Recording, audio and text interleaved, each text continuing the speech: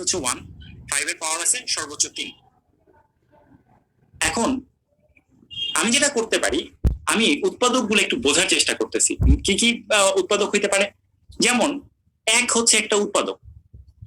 এই 1 এর যে উৎপাদকটা, এই 1 উৎপাদকটা আমরা কিভাবে বলতে পারি? 1 কে লেখা যায় 2 to the power 0, 3 to the power 0, 5 to the power 0। অর্থাৎ এখানে যে 2, 3, 5 ছিল, এটা এইভাবে লেখা যাবে। আমি যদি বলি 2 হচ্ছে 1500 একটা উৎপাদক, সেটাও সত্যি।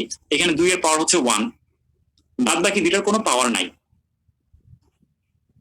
তারপরে ধরো আমি বললাম একটা বড় নাম্বার নেই, 750। 750 কে যদি উৎপাদকের বিশ্লেষণ করো, আমি নিজে লিখে দিচ্ছি সরাসরি, এটা দেখতে হবে এরকম 2 ইন্টু 3 ইন্টু 5 কিউব। সো খেয়াল করো, আলটিমেটলি আমি যতগুলো উৎপাদক লিখবো, এই সবগুলো উৎপাদককেই এই 2, 3 এবং 5 এর পাওয়ার আকারে লেখা যাবে, বা এটা যে মৌলিক উৎপাদকগুলা তাদের পাওয়ারের আকারে লেখা যাবে। যেমন 12 ক্ষেত্রে পাইছিলাম 1, 2, 3, 4, 6, 12। 12 কে উৎপাদকে বিশ্লেষণ করলে পাওয়া যায় 4 গুণ 3, বা মানে হচ্ছে 2 স্কোয়ার ইন্টু 3। এটা সকল উৎপাদককে আমি 2 আর 3 এর গুণ আকারে লিখতে পারবো। যেমন 1 কে লেখা যাবে 2 to the power 0, 3 to the power 0। 2 কে লেখা যাবে 2 to the power 1, 3 to the power 0। এটাকে লেখা যাবে 3 টু দি পাওয়ার 1, এটাকে লেখা যাবে 2 স্কোয়ার, এটাকে লেখা যাবে 2 ইন্টু 3। তো সবগুলোকে যেমন লেখা যাচ্ছে, 1500 এর ক্ষেত্রেও এইরকম ভাবেই লেখা যাবে। যে কোনো উৎপাদককে তুমি 2, 3, 5 এর বিভিন্ন পাওয়ারের মাধ্যমে প্রকাশ করতে পারবা। তো আমি যদি এটা বের করতে পারি যে কত ভাবে আসলে এই পাওয়ার গুলা গুণ করা পসিবল, তাহলে আমার উত্তরটা আমি পেয়ে যাব। তো আমি যেটা করতে চাই সেটা হচ্ছে, এখন আমি বের করতে চাই 2 আছে 2টা, 3 আছে 1টা, 5 আছে 3টা, কত ভাবে এই 2, 3, 5 বাছাই করা সম্ভব। আমরা একটু আগে যে আমজাম কলার যে এক্সাম্পলটা দেখছি, এটা অনেকটা ওইটার মতো করেই কাজ করে। যে কোনো একটা উৎপাদক বানাইতে হইলে প্রথমে তুমি চিন্তা করবা যে আচ্ছা আমি তাহলে 2 নিব প্রথমে। সো 2 কতগুলা নিতে পারবা? তুমি চাইলে 2 একটা নিতে পারবা, তুমি চাইলে 2 দুইটা নিতে পারবা, অথবা চাইলে তুমি 2 নাও নিতে পারবা। কাজে অপশন হচ্ছে টোটাল 3টা। এটা পাওয়ার যা আছে তার চেয়ে একটা বেশি। 3 এর জন্য ব্যাপারটা একই রকম। 3 এর ক্ষেত্রে পাওয়ার আছে হচ্ছে 1, কাজে তুমি 3 চাইলেও একটার বেশি নিতে পারবা না। সো এটার ক্ষেত্রে যেটা হবে একটা, এবং তুমি চাইলে 3 নিবা না, এটা হচ্ছে আরেকটা অপশন। এন্ড ফাইনালি 5 আছে 3টা, কাজে 5 এর ক্ষেত্রে ফ্রিডম হচ্ছে তোমার এটা। তুমি চাইলে একটা 5 নিতে পারো, 2টা 5 নিতে পারো, 3টা 5 নিতে পারো, অথবা চাইলে কোনো 5 নাও নিতে পারো, তার জন্য একটা 1 আসবে। সো টোটাল যেটা হচ্ছে 3 গুণ 2 গুণ 6, 6, 4, 24। এখানে যে ভ্যালুটা পাবা, 24টা উপায়ে তুমি 2, 3 এবং 5 এর কম্বিনেশন নিতে পারো। এন্ড তার মানে হচ্ছে এটা টোটাল 24টা উৎপাদক পাওয়া সম্ভব। এর বাইরে একটা কথা আছে, সেটা হচ্ছে প্রকৃত উৎপাদক সংখ্যা কত। প্রকৃত উৎপাদক সংখ্যার ব্যাপারটা হচ্ছে, যখন আমি বলতেছিলাম যে 12 উৎপাদক গুলা হচ্ছে 1, 2, 3, 4, 6 এবং 12, এর মধ্যে 2টা উৎপাদক আসলে অবভিয়াস, একটা হচ্ছে এই 1 আর একটা হচ্ছে 12। তো কোনো কোনো বইতে যেটা করে সেটা হচ্ছে 1 কে বাদ দেয় উৎপাদকের তালিকা থেকে, আবার কোনো কোনো বইতে 1 এবং 12 দুইটাকেই বাদ দেয়। আমরা সাধারণত নর্মাল নিয়মে শুধুমাত্র 1 কে বাদ দিয়ে থাকি। প্রকৃত উৎপাদকের সরি 1 না, 12 কে বাদ দিয়ে থাকি। প্রকৃত উৎপাদকের সংজ্ঞা হচ্ছে সেই সকল উৎপাদক যারা কিনা এই সংখ্যাটার চাইতে ছোট। তার মানে আমি যদি বলি 12 এর প্রকৃত উৎপাদক কোনগুলো, এটা হবে 1, 2, 3, 4, 6। 12 আসবে না, কারণ 12 নিজে এটার সমান, আমার 12 চাইতে ছোট হইতে হবে। ঠিক তেমনি 1500 প্রকৃত উৎপাদক যদি বলি, 1500 মোট উৎপাদক আমরা জানি হচ্ছে 24টা, কাজে প্রকৃত উৎপাদক বলবে, তখন আমি যেটা করবো সিম্পলি একটা 1 মাইনাস করে দিব, এটা হবে হচ্ছে 23টা। অর্থাৎ 1500 নিজে তখন বাদ যাবে।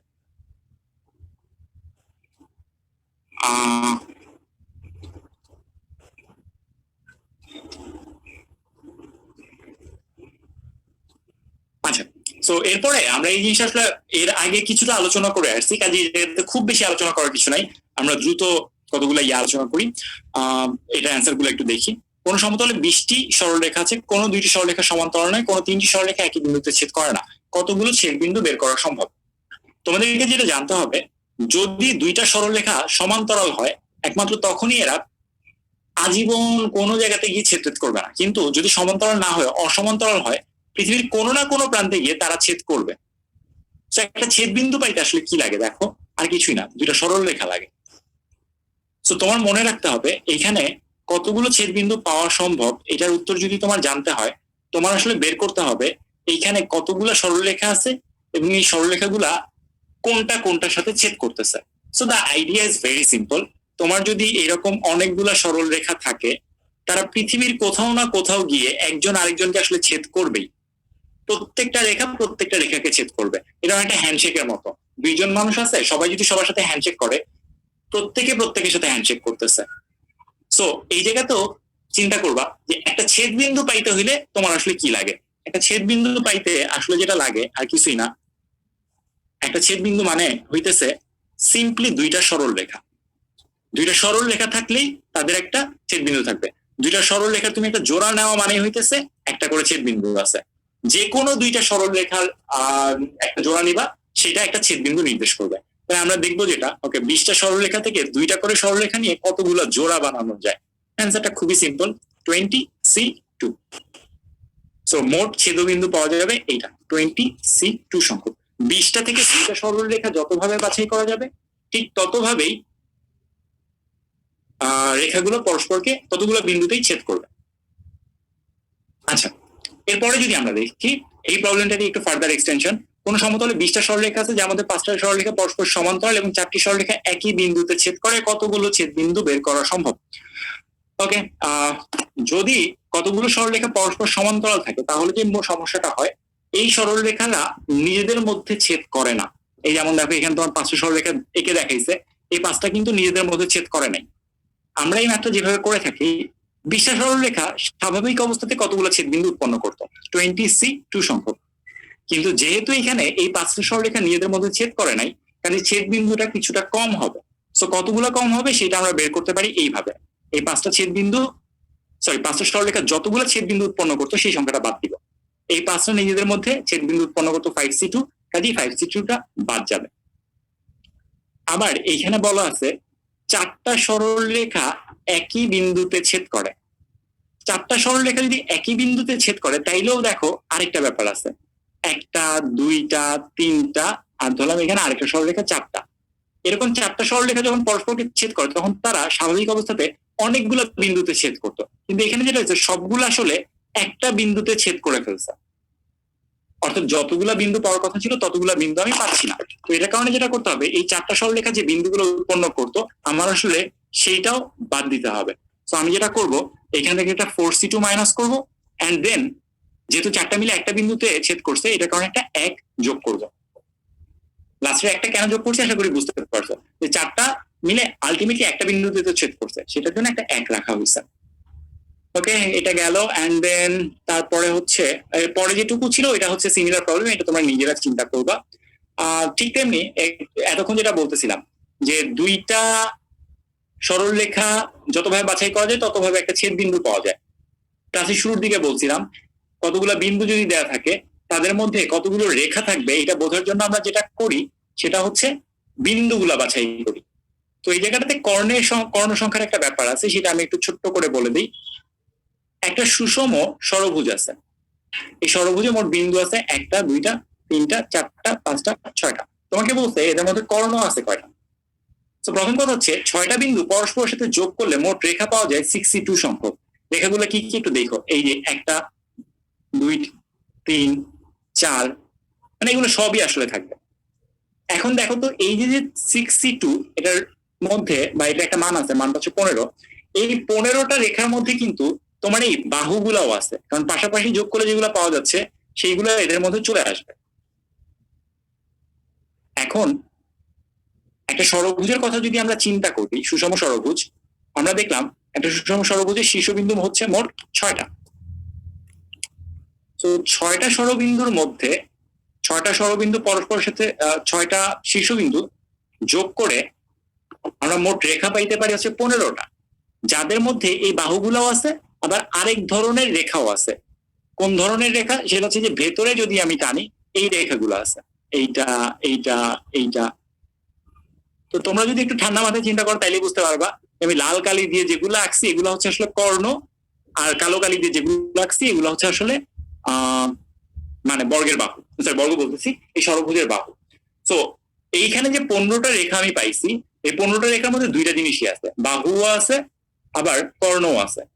আমার লাগবে কর্ণ, তাহলে করবো কি, এই 15 থেকে বাহুর সংখ্যা বাদ দিব। সো 62 হচ্ছে মোট বাহুর সংখ্যা, সরি রেখার সংখ্যা, তার মধ্যে থেকে জাস্ট আমি যদি এই 6টা বাহু বাদ দিয়ে দিই, তাহলে 15 থেকে 6 বাদ দিলে যেটা পাবো সেটা হচ্ছে 9। এটা হবে হচ্ছে আমার কর্ণের সংখ্যা, বা সংক্ষেপে ইজিলি এটা বলা যায় 6 - 6। অথবা এভাবে বলা যায়, যদি এটা n বাহু বিশিষ্ট একটা বহুভুজ হইতো, তাহলে এটার n সংখ্যক শীর্ষবিন্দু থাকতো, তখন এটা হতো NC2 - n। এই প্রবলেমটা অ্যাকচুয়ালি আগের প্রবলেমটার মতোই এক্স্যাক্টলি। তো এই প্রবলেমটা তোমরা বাসাতে প্র্যাকটিস করবে, স্লাইডের মধ্যে দেওয়া থাকবে। 13টা বিন্দু আছে, 6টা সমরেখ, কতগুলো ত্রিভুজ এবং সরলরেখা গঠন করা যাবে। আমি একটু ছোট্ট করে বলে রাখি, সরলরেখা গঠন করতে আমার লাগে কি 2টা বিন্দু, 2টি বিন্দু, আর ত্রিভুজ গঠন করতে লাগে হচ্ছে 3টি বিন্দু। আর একই লজিকেই আমরা জানি সমরেখ হওয়া মানে হচ্ছে সেগুলা মিলে নতুন কোন রেখা উৎপন্ন করবে না, যে সবাই মিলে একটা রেখা উৎপন্ন করে। সো আমরা একটু আগে যে প্রবলেমটা সলভ করছিলাম, যে এই জায়গাটাতে এই প্রবলেমটা জাস্ট আমরা যেভাবে সলভ করছি ওইটা একদম এক্স্যাক্টলি সেম আইডিয়া। আচ্ছা, সো এখানে একটা পোল কোশ্চেন আছে, আমি পোলটা আপাতত স্কিপ করতেছি যেহেতু আমাদের হাতে টাইম নাই। লাস্টে একটা কোশ্চেন আছে, সেই কোশ্চেনটা আমি একটু শেষ করি। ইঞ্জিনিয়ারিং শব্দটি থেকে প্রতিবারে 4টি করে মোট কতগুলো সমাবেশ বা বিন্যাস গঠন করা যায়? আচ্ছা, সৌরভ কি অনলাইনে আসিস?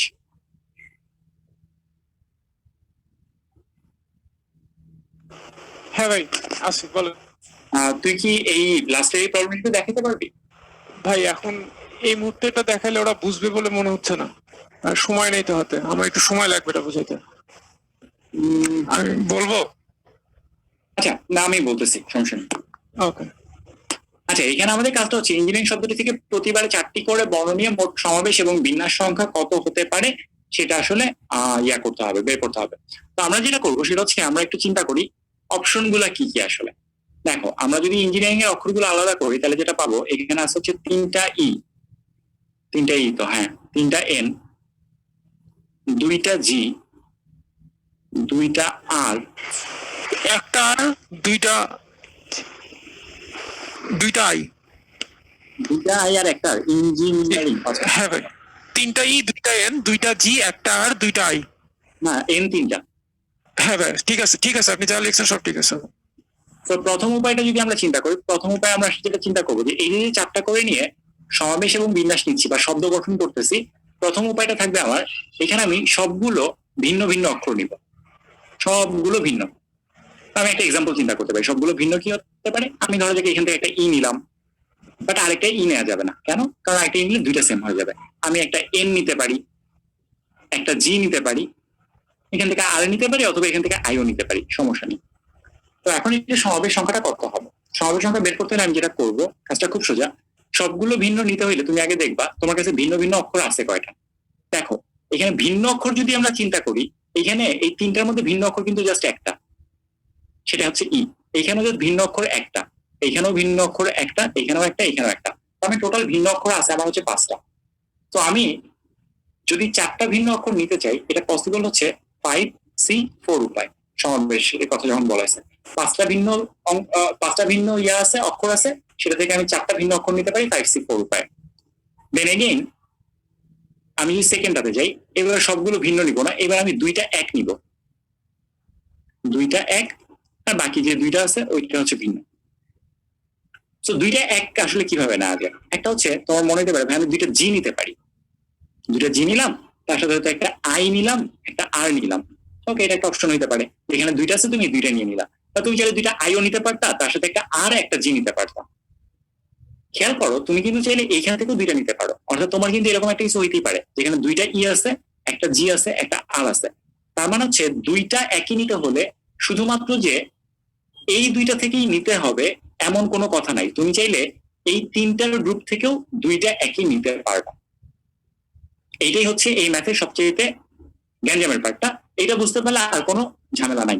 মাথায় রাখবা যেটা 2টা এক নেয়ার জায়গাটা আসলে 2টা সোর্স আছে। একটা হচ্ছে এই 2 জনের যে গ্রুপগুলো আছে সেটা, আর একটা হচ্ছে 3 জনের যে গ্রুপগুলো আছে সেটা থেকেও তুমি চাইলে যে কোনো 2টা নিতে পারো। তো আমি যদি বলি এই 2টা এক আসলে কত ভাবে নেওয়া যায়, ধরো তুমি 2টা সেম নিবা, 2টা জি নিবা বা 2টা ই নিবা, তো কি কি হইতে পারতো? তাই তুমি 2টা ই নিতে পারতা, 2টা এন নিতে পারতা, 2টা জি নিতে পারতো, 2টা আই নিতে পারতো, তাহলে তোমার টোটাল অপশন থাকতো 4টা। বা টেকনিক্যালি আমি এটাকে বলতে পারি যে 2টা এক অক্ষর নেওয়ার অপশন আছে বা প্রভিশন আছে, এরকম আছে হচ্ছে টোটাল 1টা, 2টা, 3টা এবং 4টা, এই 4টা ঘর। এই চারটা থেকে যে কোনো একটা গ্রুপ তুমি বাছাই করবে। চারটা থেকে যে কোনো একটা গ্রুপ বাছাই করা মানেই হচ্ছে সেখান থেকে তুমি দুইটা অক্ষর নিয়ে নিছো। তো আমি এবার একটা এক্সাম্পল দেখি। ধরো তুমি যখন দুইটা জি নিছো, এটা নিয়ে নিছো, তাহলে তোমার দুইটা জি নেওয়া মানে আসলে কিন্তু আমি যেটা করছি চারটা গ্রুপ থেকে এই জি এর গ্রুপটাকে বাছাই করছি, দুইটা অক্ষর নেই নাই, গ্রুপটা নিয়ে নিছি, গ্রুপটা নেওয়ার কারণে দুইটা অক্ষর সরাসরি চলে আসছে। বাকি দুইটা তো ভিন্ন হইতে হবে। বাকি দুইটা ভিন্ন হওয়ার উপায়টা কি? বাকি দুইটা ভিন্ন করতে হলে তোমার যেটা করতে হবে, দেখতে হবে এখন আর ভিন্ন অক্ষর আছে কয়টা। এইটা, এইটা, এইটা, এইটা। এইখানে এখন আর ভিন্ন অক্ষর আছে চারটা, আই আর এন ই। বা তুমি চাইলে অন্যভাবে চিন্তা করতে পারতা, যেমন এটার জন্য দুইটা ই যদি তুমি নিয়ে ফেলো তাহলে ই থেকে আর নেওয়া যাবে না, এখন তোমার বাকি অক্ষর থাকবে এন, জি আর আই। তো বাকি অক্ষর আছে চারটা, এটা থেকে তোমার অক্ষর নিতে হবে দুইটা। এইখানে কনফিউশনের যে জায়গাটা তৈরি হয় সেটা হচ্ছে ভাইয়া 4C1 লিখছি 4C2 লিখছি, বাট আপনি বলতেছেন জিনিস নিছি চারটা, কিভাবে? তার কারণটা হচ্ছে এইখানে যে 4C1 টার্মটা ভাইয়া ভালো মতো খেয়াল করো, এই 4C1টা কিন্তু একটা অক্ষর নির্দেশ করে না, এটা আসলে একটা গ্রুপ নির্দেশ করে। আমি যেটা করছি চারটা গ্রুপ থেকে একটা দুই অক্ষর বিশিষ্ট গ্রুপ নিচ্ছি। তো এখানে 1 লেখা হইলেও এই গ্রুপের মধ্যে অক্ষর কিন্তু আসলে দুইটাই আছে। ঠিক তেমনি এখানে যে 4C2, এটা কিন্তু আবার গ্রুপ নির্দেশ করে না, এটা শুধুমাত্র অক্ষরই নির্দেশ করে। তাহলে যেটা হয়েছে এখানে একটা গ্রুপের মধ্যে দুইটা অক্ষর আছে আর এখানে দুইটা অক্ষর আছে, টোটাল আমি পাইলাম চারটা অক্ষর, চারটা অক্ষর নেওয়া হয়ে গেল। এন্ড ফাইনালি এরপরে যেটা আছে দুইটা এক, বাকিগুলা ভিন্ন, সবগুলা ভিন্ন। এরপরে যেটা হইতে পারে সেটা হচ্ছে তিনটা এক। সো তিনটা এক নেওয়ার জন্য তোমার হাতে অপশন থাকবে যেটা, সেটা হচ্ছে শুধুমাত্র এই দুইটা গ্রুপের মধ্যে থেকে কোনো একটা নিতে হবে, আর কোনোটা থেকে তুমি নিতে পারবা না। তার তোমার অপশন নিতে পারে এরকম, হয় তোমার তিনটাই ই হবে, না হলে তোমার তিনটাই এন হবে, এরকম একটা কোনো কিছু পাবো। তো এই দুইটা থেকে যে কোনো একটা গ্রুপ যদি আমি বাছাই করি, এটা পাবো হচ্ছে 2C1। তার মানে আবারও একই কথা, এখানে 1 লিখছি, 1 লেখা মানে কিন্তু আমি একটা অক্ষর লিখি নাই, 1 মানে হচ্ছে আমি একটা গ্রুপ নিছি, যে গ্রুপের মধ্যে তোমার তিনটা অক্ষর আছে, তোমার বাকি আছে আর একটা অক্ষর, সে একটা অক্ষর নিবা কত ভাবে। সে ধরো যে তুমি যদি তিনটা ই নিয়ে থাকো তাহলে তোমার 1 2 3 4, চারটা জিনিস বাকি আছে, চারটা থেকে একটা নিতে হবে, এটা হচ্ছে 4C1। তো এটা গেল সমাবেশ সংখ্যা। বিন্যাস সংখ্যাটা বের করা একদমই সহজ। বিন্যাস সংখ্যা বের করার জন্য তোমার যেটা করতে হবে যে বাম পাশের এক্সাম্পলের দিকে তাকাইতে হবে। যেমন ফর এক্সাম্পল আমি যদি এটার বিন্যাস সংখ্যাটা বের করতে চাই, আমরা জানি সমাবেশের সাথে ফ্যাক্টরিয়াল দিয়ে গুণ করলে বিন্যাস পাওয়া যায়। তো আমি এখানে চারটা অক্ষর আলাদা আলাদা, চারটা আলাদা অক্ষরকে বিন্যাস করা যায় ফ্যাক্টরিয়াল 4 উপায় পেয়ে গেলাম। তারপরেটা যেটা আছে 4C1 ইন্টু 4C2, এবং এটার সাথে আমি এখন গুণ করবো এই যে চার, এই চারটাকে বিন্যাস করা যায় যতভাবে ফ্যাক্টরিয়াল 4। কিন্তু খেয়াল করো এই চারটার মধ্যে দুইটা অক্ষর সেম আছে, কারণ আমি কন্ডিশন শুরুতেই বলে নিছিলাম দুইটা এক, যে দুইটা উদাহরণ লিখছি তার মধ্যেও দুইটা সেম আছে। এই কারণে আমি এখানে একটা ফ্যাক্টরিয়াল 2 দিয়ে ভাগ করে দিতে বাধ্য, কারণ এই সংক্রান্ত যতগুলো সমাবেশ পাবো তাদেরকে বিন্যাস করতে গেলে প্রত্যেকটার মধ্যেই দুইটা সেম থাকবে, কাজে আমাকে ফ্যাক্টরিয়াল 2 দিয়ে ভাগ করতে হবে। সিমিলারলি লাস্টে যেটা পাইছিলাম এটা হচ্ছে 2C1 ইন্টু 4C1, এইখানেও চারটা অক্ষর, চারটা অক্ষরকে বিন্যাস করা যায় ফ্যাক্টরিয়াল 4 উপায়, বাট এই জায়গাতে আরো একটু বেশি অ্যাডভান্স, তিনটাই সেম। এই যে এখানে এক্সাম্পল দেওয়া আছে। সো এটার জন্য আমরা যেটা করবো একটা ফ্যাক্টরিয়াল 3 দিয়ে ভাগ করবো। সো তারপরে যদি সবগুলো যোগ করো, যোগ করলে যেটা পাবা সেটাই হচ্ছে তোমার অ্যান্সার। এখানে মোট সমাবেশ সংখ্যা বললে এই তিনটা যোগ করে দিবা, সেটাই হবে তোমার মোট সমাবেশ সংখ্যা। তো মোটামুটি এই ছিল হচ্ছে বিন্যাস সমাবেশের আলোচনা। এরপরে যে প্রবলেমটা আছে এটা বইয়ের একটা এক্সাম্পলের প্রবলেম, এটা একই আইডিয়ার, তোমরা দেখে নিতে পারো। আর এই জায়গাতে লাস্ট আর একটা প্রবলেম আছে, সেটা হচ্ছে 52 খানাটা সমান 4 ভাগে ভাগ করার উপায়। এটা হচ্ছে পোলের একটা কোশ্চেন দেওয়া হয়েছে। জাস্ট দুইটার কথা বলি, এই জায়গাতে দুইটা নোট দিয়ে দেই। 1 নাম্বার নোট হচ্ছে খেলোয়াড়ের মাঝে যদি বিভক্ত হয় তখন হবে হইতেছে factorial 52 by factorial 13 to the power 4। আর যদি গ্রুপে বিভক্ত হয়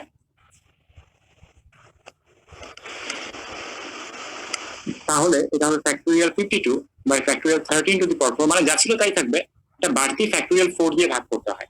এটার ব্যাখ্যাটা এই মুহূর্তে দিতে পারতেছি না, আমি হালকা একটু আইডিয়া দিয়ে রাখি, বিস্তারিত ব্যাখ্যা না দিলেও মোটামুটি ভাবে একটু সংক্ষেপে বলে দিচ্ছি। যখন চারজন খেলোয়াড়ের মাঝখানে তাস সাফল করা হয় তখন যে ব্যাপারটা ঘটে, তুমি চাইলে একই তাস ভিন্ন ভিন্ন ব্যক্তিকে দিতে পারো। অর্থাৎ ও যে কার্ডটা পাইছে, ধরো যাক ওর হাতে একটা টেক্কা আছে, এই টেক্কাটা যদি ওর হাতে যায় তাহলে এটা ভিন্ন হাত বা ভিন্ন একটা হ্যান্ড বা ভিন্ন একটা গেম হিসেবে বিবেচিত হয়। বা যখন আমি গ্রুপে ভাগ করতেছি, গ্রুপে ভাগের ক্ষেত্রে এই ক্রমটা গুরুত্বপূর্ণ হয় না। যে কারণে চারজন খেলোয়াড়ের মাঝখানে যখন আমি বিন্যাস করি, বিন্যাসটা হয় এইরকম: এ বি সি ডি। প্রথম খেলোয়াড়কে আমি কার্ড দিব হচ্ছে 52C13 উপায়ে, কার্ড বাকি থাকবে 39টা। সেই 39টা থেকে দ্বিতীয় খেলোয়াড়কে দিব হচ্ছে আরো 13টা, বাকি থাকবে 26টা। সেই 26টা থেকে তৃতীয় খেলোয়াড়কে দিব 13টা, এবং সবার লাস্টে যে 13টা বাকি থাকবে সেই সবগুলো হচ্ছে ডি পাবে। তাহলে এইটাকে যদি তোমরা ফ্যাক্টোরিয়ালের সূত্র দিয়ে ভাঙাও, আলটিমেটলি যে রাশিটা আসবে সেটা হচ্ছে এটা, ফ্যাক্টোরিয়াল 52 বা ফ্যাক্টোরিয়াল 13^4, যেটা কিনা আমরা এই জায়গাটাতে লিখছি। সো ফ্যাক্টোরিয়াল 52 বা ফ্যাক্টোরিয়াল 13^4 কখন পাওয়া যায়? চারজন যখন খেলোয়াড় থাকবে সেই খেলোয়াড়ের জন্য এই জিনিসটা পাওয়া যাবে। ব্যক্তির মাঝে বললে ওটা এটা পাওয়া যাবে, খেলোয়াড় বা ব্যক্তি আর কি। ব্যক্তির মাঝে বললে তখন হচ্ছে আমার ফ্যাক্টোরিয়াল 13^4 হবে। ব্যক্তি না বলে যদি গ্রুপ বলে বা 4 ভাগে ভাগ বলে, তখন তোমাকে একটা বাড়তি ফ্যাক্টোরিয়াল 4 দিয়ে ভাগ করে দিতে হবে। এই কথাটা একটু কষ্ট করে মনে রাখবে। তো আজকের লেকচার মোটামুটি পয়েন্ট ছিল এইটাই, যে তোমাদের আজ মানে কোশ্চেন যেগুলো ছিল ওগুলো আসলে কিউ&এ তে প্রেস করলে ভালো। আমল ভাই, হাতে কি 2 মিনিট সময় হবে? সময় আছে ভাই? তাহলে এটা এই অঙ্কটাই 2 জনের জন্য হলে কি হবে একটু বলে দিবেন? ওকে, ঠিক আছে, বলে দেন, লিখতে হবে না। দুজনের জন্য যদি হয়, ধরা যাক আমি 10টা জিনিস 2 জনের মধ্যে ভাগ করি। সেম ম্যাটটাই বলে দিই, আমি বলে দিব ভাই। সমস্যা নেই। আচ্ছা, এই অঙ্কটা যদি 2 জন খেলোয়াড়ের মধ্যে হইতো তাহলে উপরে 52 ফ্যাক্টোরিয়ালই হইতো। এখন নিচে কি হবে? প্রতি খেলোয়াড় কয়টা করে তাস পাবে? যেহেতু 2 জন খেলোয়াড়, তাহলে প্রতি খেলোয়াড় পাবে 26টা করে তাস। নিচে হবে 26 ফ্যাক্টোরিয়াল আর টু দি পাওয়ার 2। হ্যাঁ, যখন খেলোয়াড়ের মাঝে বলবে। আর যখন গ্রুপে বলবে তখন এক্সট্রা একটা 2 ফ্যাক্টোরিয়াল দিয়ে ভাগ করতে হবে।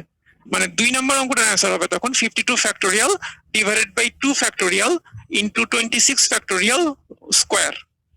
এই ভাই। আচ্ছা, ওকে, থ্যাংক ইউ। থাকবে না আর কি। আচ্ছা, ঠিক আছে। সো আজকে একটা আসলে ক্লাসে কিছু জায়গাতে রাশ করতে হয়েছে বা কিছু জায়গাতে হয়তো একটু দ্রুত যেতেছে, কন্টেন্ট আসলে অনেক বড়, এটার জন্য হয়তো কারো কারো একটু বোঝার সমস্যা হয়ে থাকতে পারে। বাট আই গেস তোমরা যদি ক্লাস লেকচারটা একটু রিভিশন দাও আর বাসাতে মন দিয়ে হচ্ছে এই ব্যাপারগুলো আবার একটু দেখো, তোমাদের প্রবলেমটা আসলে সলভ হয়ে যাবে আমরা এক্সপেক্ট করি। So best of luck. আমাদের যেগুলা মানে যেগুলো আমরা ক্লাসে আলোচনা করছি, ভাইয়ারা তোমরা কেউ লিপ নিও না ভাইয়া, তোমাদের সাথে একটা কথা আছে প্লাস একটা কল আছে। জি ভাইয়া, তোমাদের যে এর পরে ক্লাস লেকচার পর তোমরা যেটা করবো বই থেকে, তারপর তোমাদেরকে হয়তো এই মাসের মধ্যে কনসেপ্ট যেগুলো আছে ওগুলো দিয়ে দেওয়া হবে, এখান থেকে এক্সারসাইজ কন্টিনিউ করবা। তো আমি মোটামুটি এখানে আসলে শেষ করি। আর সৌরভ বা ফারুক ভাই যদি কিছু বলার থাকে আপনারা একটু বলতে পারেন। জি ভাই, ঠিক আছে। না, আমার কিছু বলার নেই। ফারুক ভাই বলেন।